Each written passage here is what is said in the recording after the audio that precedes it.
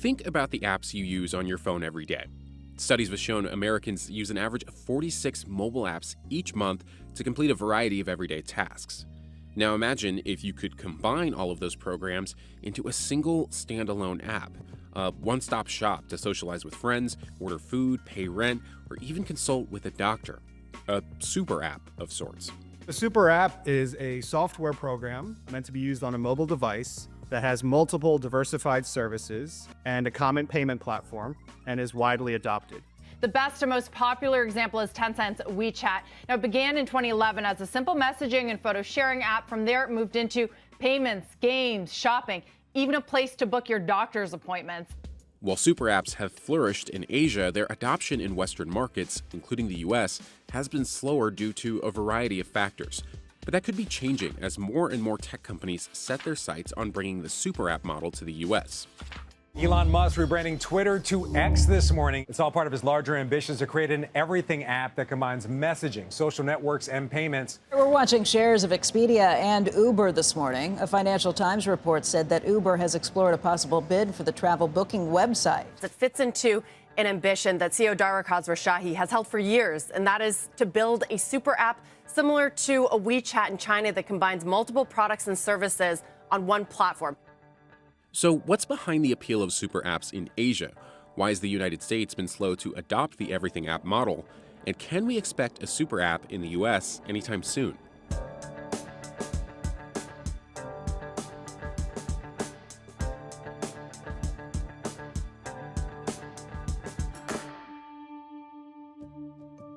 Super apps are basically an app where you can do multiple things within the app itself. They can include anything from social media and messaging to ride hailing to online marketplace to dating to booking a doctor's appointment, and the list goes on. Most of the well-known examples of super apps today are probably in Asia, namely in China. Tencent-owned WeChat really was the original super app. You've also got Alipay, which is run by Alibaba affiliate Ant Financial, also is a massive one as well. They collectively have about more than 2 billion users. The most famous is China's WeChat. It started around 2011. It has messaging platform, social media platform, but then over time, they sort of bolted on all these additional services. Ultimately, it notched 1.3 billion monthly users who had very little reason to ever leave this app. It became an ecosystem in and of itself. And so by some estimates, the WeChat app has 1 million or more mini programs that are contained within this single, what we call a walled garden. Elsewhere in Asia, super apps, they've taken off as well. You've got South Korea's Kakao. It's used by more than 90% of all smartphone users in the country. There's Line in Japan, Grab in Southeast Asia, Paytm in India. But we're all sick of the dozens of apps on our phones. And the appeal of the super app is that all of those functions of those apps are in one place in the super app itself. It's convenient, it's frictionless. Because you have so many diversified services contained within a single app, this just makes it sort of a one-stop shop for consumers to have access to the variety of services that they would need for the majority of their daily life needs. Professor Dan Prudhomme, who wrote about the likelihood of super app adoption in the US for the Harvard Business Review, says frequent app engagement also allows companies to collect data on individual users. So it can help triangulate the product and service offerings that it gives to you, and it can also be useful for targeting advertisements. So it's really beneficial for consumers, it's beneficial for the service provider side, and it's also beneficial for advertisers. Similarly, a greater willingness by Asian consumers to adopt the so-called everything app model, as well as a greater willingness by Asian companies to innovate, have both allowed super apps to gain widespread popularity in the region. Super apps work in China and the broader Asia market because it's a very internet-savvy population, one that has leapfrogged desktop, gone straight to mobile. Asian consumers in many markets were less locked into desktop-based applications. And so when an attractive mobile device-based app came along, they really adopted it widely. In many places in Asia, there's sort of less of an aversion to being reliant on a single company or few companies to sort of offer you products or services to cover the majority of your everyday needs. Another critical element to super app adoption in Asia is the introduction of digital wallets.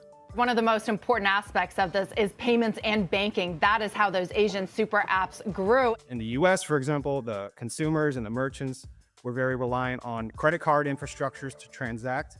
That is not the case in many places in Asia, China, and elsewhere. By introducing these digital wallets, we're just essentially just kind of like a private bank that's not relying on credit card infrastructure to function. You offered sort of a cheaper and easier way to transact amongst consumers and merchants, and that certainly encouraged the adoption of the super apps in many places in Asia. Many in Silicon Valley have long considered WeChat as the gold standard for mobile apps, and tech companies have set their ambitions on creating the next super app for the US market. We already are, to some extent, seeing super apps in the United States.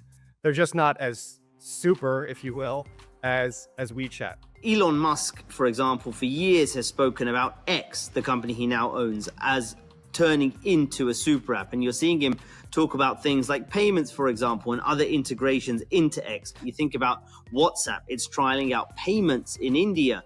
Facebook Messenger has integrated Meta's AI assistant. So you're seeing all of those apps slowly bring on more and more features as well. You look at Amazon, right? Of course, you have Marketplace, but you have video streaming and you have music streaming and you have a pharmacy option and a place to book doctor's appointments. You look at Facebook, you've got social media, you've got messaging, but you've also got a marketplace, you've got a gaming function, and Uber, of course, has ride hailing, but it also has Uber Eats and grocery delivery and parcel delivery and so on. Uber, for its part, recently discussed a potential acquisition of the travel booking company Expedia, a move analysts say would further cement its status as a travel super app. This is one step toward a super app, and no different than what we see in Asia. The super app concept is where Uber's going. This is really Uber trying more and more to be a one-stop shop when it comes to travel. So I think there are clear examples of super-ish kind of apps already being widely adopted in the US, and to some extent, I think there's room for other super-ish kind of apps to take off in the US. There are several reasons why tech companies have been unable to bring the super app model to the US.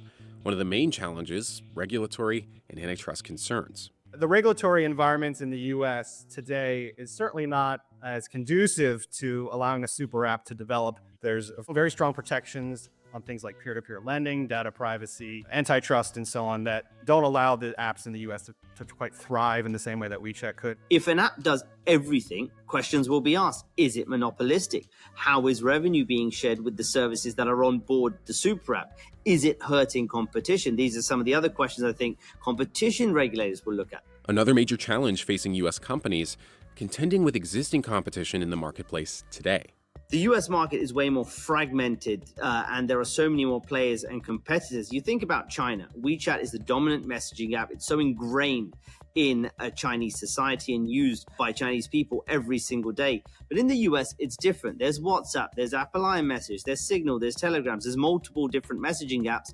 And in a particular category, you think food delivery, you think taxis, so there's multiple different competitors who are often rivaling each other. And actually, they don't want to share data or share customers. And also in China, there was, of course, some protectionism, which allowed, namely WeChat as an infant company, being shielded from, say, competition by Facebook or Twitter or Google, YouTube, and so on. Then there's the third obstacle for companies, user behavior.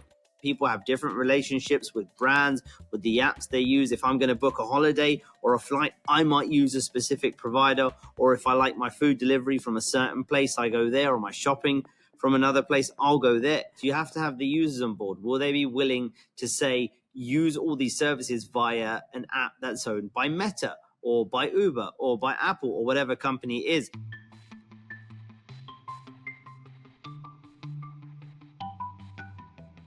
I think you can expect to see a super app in the US, but nothing like how it is in Asia. It would be perhaps a super app light, shall we call it. You'll see green shoots of that appear. Companies will begin to start adding features and integrating other services into the app. I don't think we're going to see a super app in the sense of WeChat, right? If we use that as the gold standard of what a super app is, it's kind of a global anomaly. It has, a million or more mini programs embedded in it. We're not going to see something like that in the US, I don't think, anytime soon. But some of the challenges around the fragmented marketplace, user behavior, regulation will really, I think, stop a US company from building anything akin to the likes of WeChat in China, for example. However, we already are seeing super apps of sorts, what we could call super-ish apps, being widely adopted in the US. So we have Amazon and Facebook and Uber, and together they have a lot of different services that really cover the majority, I think, of people's everyday needs.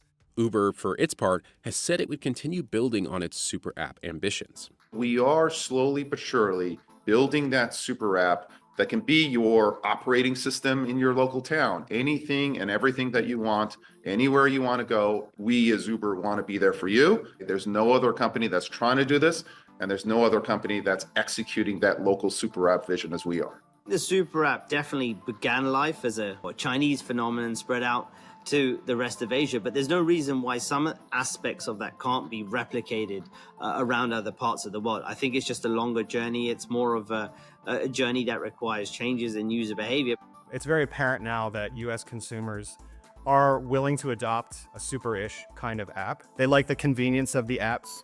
They don't want to have app overload where they're downloading all different types of apps. And so I think there's a real, value proposition there for super apps.